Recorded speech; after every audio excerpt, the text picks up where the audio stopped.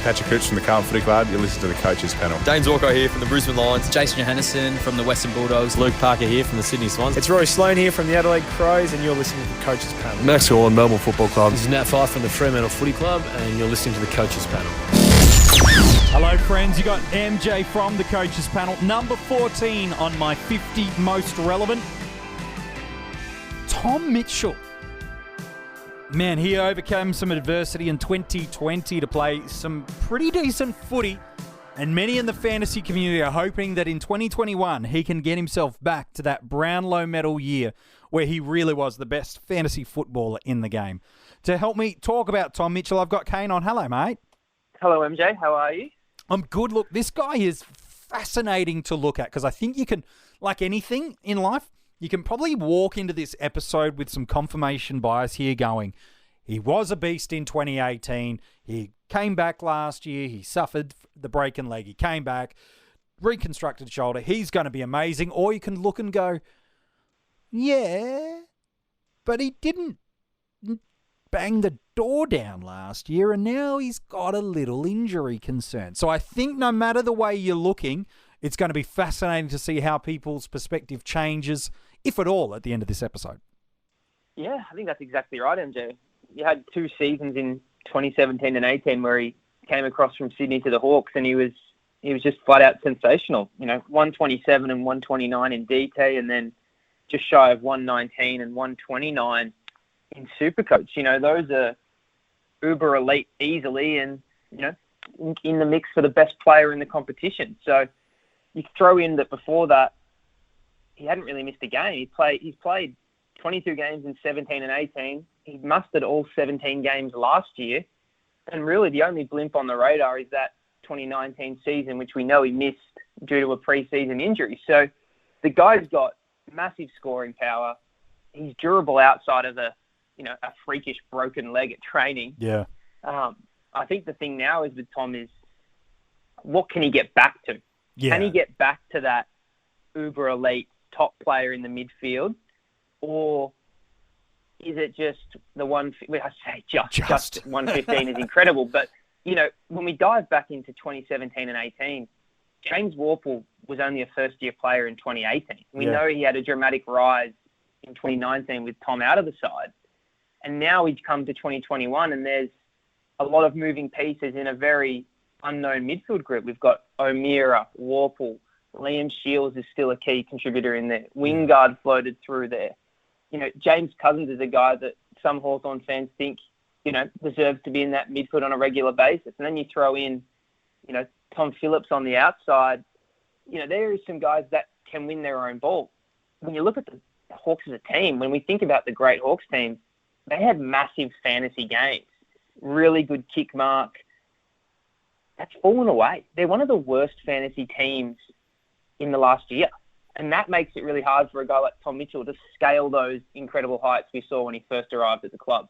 Yeah, and look, that's exactly where people are going to be hoping he does get towards, because his price status for us in SuperCoach, it's 610,000. That's based off a seasonal average of 113. In AFL Fantasy, it's at 823. That's off the adjusted average of 107.6, while in DT, just under 800,000. That's because he's at the average of 86.1. But when you do look back at what he can do, boy, there's some monster scores. Even last year, best score of 164 against Carlton in SuperCoach, a 115 unadjusted in DreamTeam and Fantasy against the Gold Coast. And then, you go through that 2018 numbers, they're just huge. Best ever scores of 190 plus across all the formats. But even last year, you mentioned some of the difficulties of the Carlton Football Club. If you rank his year against others across the AFL format, he's still ranked per game, second in the league for handballs, fifth for effective disposals, ninth for uncontested possessions, and inside the top 20 per game for contested possessions and stoppage clearances. And to do that off the back of this broken leg, to play every single game, and then, as you mentioned at the top, round one, suffers a shoulder injury that ultimately has now required some off-season surgery to repair a dislocated shoulder, is huge. The breakdown of some of his fantasy numbers: 86 in DreamTeam and Fantasy, 5 tons plus 5 additional scores of 80 plus. That's the adjusted 100 we were using last year. He ranked 13th for total points last year, 20th for averages, while in SuperCoach, an average of 113 was combined by 12 tons, 5 over 130, and he just had one score under 83 all year, ranked 10th for averages amongst all players, and ranked 11th for total points. So to do that off a broken leg, with a bung shoulder, and as you mentioned, in one of, if not the worst fantasy football sides of the year, it's why coaches look at the data of his 2018 season and beyond and go, I'm getting a value pick, I'm getting a perma captain, and at a largely, maybe not largely, but a marginally bargain price. Yeah, well, MJ, if you dive into those team numbers I alluded to, in 2020, Hawthorn was 17th in the competition for fantasy points as a side. You go back to 2017 when he arrived at the club and had a breakout season. They were second. 2018, when he had his career high year, they were fifth.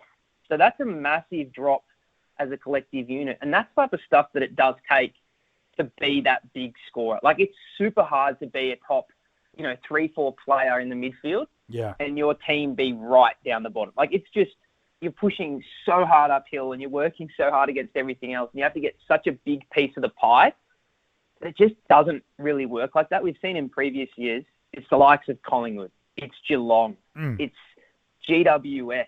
And even if you look at last year, the order was Geelong. We know how many fantasy relevant players they had across the board. Port Adelaide, Travis Boak having a career year at his age alongside Tom Rockcliffe. Collingwood 3, Giants 4. Then you've got the Saints, who are a bit more of an even team, but who had a great year when that happened? Jack Steele. So you do need some team support. So I think that does make it hard for Tom to get back to those top tier points. But if you present any value and you can already be a top 8 mid, you have to be on the table. And that's what Mitchell is. We're talking about a guy that's, I think, at 10 to 15 points under what his best case scenario is. Again, I see him 120, 122 as his sort of, if everything fell right. Yep. But even MJ, if he just gets up to 112, 113 from a 107, he's presented some value. Yeah. He's in the top 8 mids. He's got a friendly buy compared to a lot of his competition at round 12. Absolutely. Again, SuperCoach is the one that gives me a little bit of cause for alarm, just because every season outside of 2020, he had a better DT average than SuperCoach. Whereas 2020, interestingly, it was 113.5 compared to his 107 in DT. Yeah. So when it's an outlier in a sense that he's never done that in his career before, and it was a strange year with the shortened quarters, you got to think that clearly the weighting was playing into that positive differential that Mitchell had. So I don't quite see that same value because, as I said, if I've got him at around 113, 115, that's pretty much exactly what he's going to deliver in SuperCoach. And we know that's a scoring format where midfielders can get over that, quite comfortably in the top 8. Like, there's plenty of guys we've got on our radar and in this top 50 that have shown the potential to be 115 plus, and some of them even 120 plus. He's such an intriguing guy because, you look into the 2020 year, and again, it depends where you want to start your split of the season. If you want to do it from round 9, it can look really, really different as opposed to doing it from the first 8 rounds. Like, if you just look at the first 8 rounds in Dream Team and Fantasy, an average of 76.8, and the last 9, a 94.4. You want to play the adjusted averages in that format, that's a 96 as opposed to a 118. In SuperCoach, the first 8 games, 107, while the final 9 games of the year, 118. And you look at that and you can instantly go, well, he's huge value. Like, look, he's finishing the year, how strong he is. This is amazing. But the problem is, it's not pure in the sense of where the bye round was. It's not pure in a sense of where it is. It's just picking a gap because that pivotal 9th game, wherever you want to choose to align it, ultimately can determine exactly what happens because it's in that game. He scores a 107 unadjusted in AFL Fantasy and Dream Team and a 164 in SuperCoach. You put that game based on pretty much either's numbers, well, it changes the data. It changes the read from all of a sudden of it's a pretty solid season across all ways to all of a sudden He's stormed home. He's going to be massive for us in 2021. Yeah, I think it's interesting, MJ. I actually took out that round 9 game just to see if there was an improvement. And it's interesting because these numbers converted. In the first 8 rounds, he was going at 96 DT, 108 SuperCoach. If you look at from after the bye, around 11 onwards, he went at 116 DT, 113 SuperCoach. So really, he was clearly getting his hands on the ball more. Totally. His tackling was up in the back half of the year. And I think for the eye test, He looked that's better. what he looked better. And I think that's what we were drawn to is in those, first 8 rounds I mentioned, clearly he was efficient because he was plus 12 in his SuperCoach differential. Yeah. I think what got us excited, though, was that it was the pure numbers. He was just getting the ball more. He was tackling more. Again, clearly it wasn't as clean.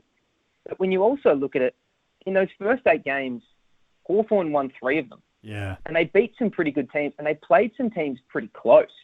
You look at after the bye, they didn't win another game until the round 18. Yeah. And when that happened, in that stretch, Tom Mitchell delivered a 130 SuperCoach and a 115 unadjusted in DT. So that's up in the 140s. So it's interesting. It probably comes into play where you have Hawthorn. We know they've lost James Sicily. Are they a team that's going to be in the bottom 4? Are they a team that has enough talent to push for the top 8? I think that's something that's interesting because clearly when you look at Tom's numbers, in SuperCoach alone, MJ, in the 5 wins last year, he went at 130 compared to 106 in the losses. Yeah. In DT, it wasn't as severe. Again, he went at 90 unadjusted and 84 in the losses. Yeah. So clearly, Tom played better. Or as a result, when Tom played well, they won. Whatever chicken and the egg situation you want to believe. But clearly, Hawthorn winning, like any other team and any other player, helps the players get more SuperCoach points. Yeah. Personally, it looks like it's going to be a challenging year for Hawthorn to get out of that bottom 6 for mine. Agree. Just with how everyone else has gone, the players they've lost, and frankly, the situation they're in. We know that they were the dominant club for so long. Yeah. And in a competition that prioritises equalisation, this is probably their turn to regenerate. I think they've got some really good kids. Yep. I really like Will Day. Yeah, I me think too. Finn McGuinness will get some opportunity. I think there's even guys like Dylan Moore, Scrimshaw, that they can start blooding and Granger really. Bryce, yeah. They can give them some key opportunities. So I think that makes it hard for Tom because, as I mentioned, when you look at those key years when he was, the alpha in our midfields, they were a very solid team. They were pretty much in that peak year, MJ. They had 15 wins, 7 losses. In 2017, they had 10 wins, 11 losses, and a draw. Like, they were really in the mix for finals. They were fighting it out all year. You just have to be a bit more cautious that if anything happens in terms of an injury, a niggle, there might not be that desire to push through. And then conversely, there's going to be some trialing of positions and things like that in the back half of the year. So for mine, I've come to the conclusion that I just want to see what happens with Tom. Yeah. I don't fear the 150 barrage in the first month that he's shown he can deliver in the past. Again, we spoke about that yesterday with Josh Dunkley. If everything goes right, he can really take things away from you. I don't fear that as much with Tom at the moment when I hear, the way he's feeling in his body, the way he sort of finished last year. Like, again, it's a clear possibility with his scoring potential. We know how good he is. But I'm not as fearful of that. And I think the ownership will be low enough that if he does do that, he's probably still in less than 10% of teams. Yeah. So I'm inclined to just say, let's just have a look at him. Let's see how the first, 4, 5, 6 weeks go. By the time you get to about around 6, you're looking to make that first real key upgrade. Yeah. Is he building? Is he a guy I need to get on quick? Again, no problem with the round 12 bye, making him an upgrade around the buys and planning for that because, we're probably going to have at least 2 or 3 upgrades to go by the time we hit that first bye. He's got some guys that are very good in that round 12 bye. Geelong, Gold Coast people, I think Matt Roward's going to be a very popular player. Looking at AFL Fantasy, he's still the number 1 player. GWS, plethora of mids. Who knows who will emerge? But other than that, Hawthorn and Port Adelaide, I don't think they're going to take up too many premium spots in your side. So I think a lot of people have room for a Hawk. And I think Tom Mitchell's the clear one with James Sicily not playing. So I don't think you're going to be struggling to get players on the park. So again, if you want to take him as an upgrade around 6-7, I think that's totally fine. If you want to wait post-bye, obviously perfect. He's going to be there for you on the run home. I just want to see how he's going. And as I said, this midfield mix is really intriguing because we didn't see Tom gel with all these players in the past. And there are some guys that really have to play midfield. There's not like, you don't see O'Meara, Warple, Shields, and Mitchell himself really doing much out of that. Like, I thought Chad Wingard was a guy that was quite impressive on the ball. Yeah, he looked good. The problem with Chad was he's also one of their most dangerous forwards. Yeah. So while that hurt his fantasy game, I think structurally Hawthorn really have the pure mid-types. And I just want to see how that mix gels together. Yeah, for me, I don't have as much scoring or mix concerns. The thing that has a hesitancy for me is where Tom has come out and said, I'm not even sure I'm going to be right for round one. And that is always got to be a flag for fantasy footy coaches. So even if you're bullish on him, even if you're a little bit different to Kane, where you're like, no, I still think he's a ball magnet. No, I still think I saw enough last year to suggest that even with carrying an injury, even with that broken leg, I still see the scoring upside. Great, fantastic. And I'm with you for big chunks of that too. But when I hear a player go, oh, round one is going to be a challenge for me to get ready and ripe, oh, that's where I get scared. Yes, he can do all the athletic components of it. Yes, he can do all the fitness-based side of things.